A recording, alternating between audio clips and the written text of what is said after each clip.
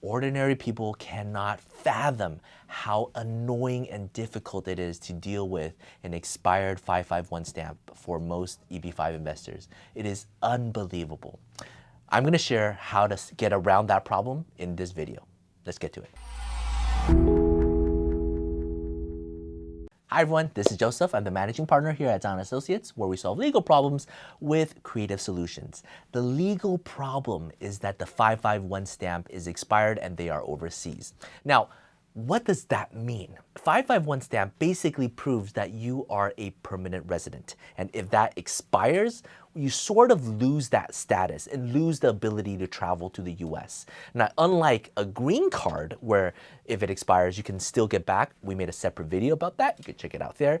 A 551 stamp is kind of like, almost like a B-class citizen. Even though people who get 551 stamps are EB5 investors. There are people who invested $500,000, $1 million. Some people invest almost $2 million into the US. And some people do additional funding. This is insane. These people invested so much money to make America better, to hire a bunch of people to build roads and hotels. And then the government decides how long they get their conditional green card, and then they get a stamp on their passport.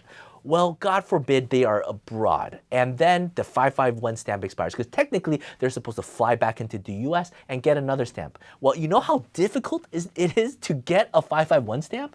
There's long lines, you have to book appointment, it's absolutely grueling. If you think DMV is a pain, it is DMV times 100 to get a 551 stamp.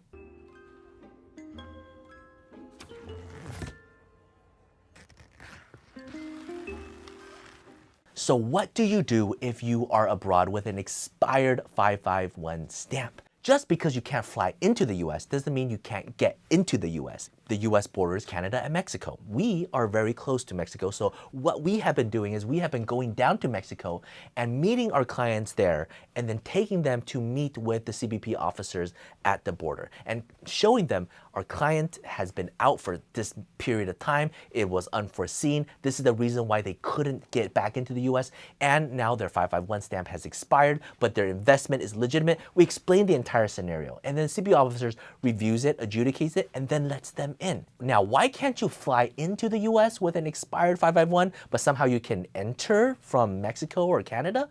Well, the reason is because of the airlines.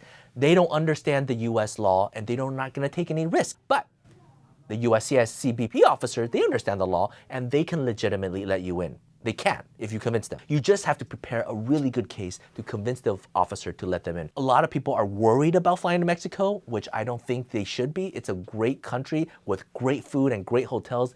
Treat it as a vacation, go to Cancun, and then we will meet you there and then bring them in. Now, finally, being able to get back into the US is just the beginning, right? Because you still need to do your 551 stamp, and I know it's extremely difficult, and if you can't do it, you need to apply for the I-131 reentry permit.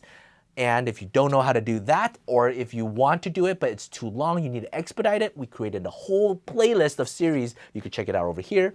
But that is the combination of solutions, right? We get you back in, even though you have an expired 551, and then we expedite the I-131 so you can get out. Get in, get out, get on with your life. And if you have any questions, feel free to reach out to us. All right, take care. Bye-bye.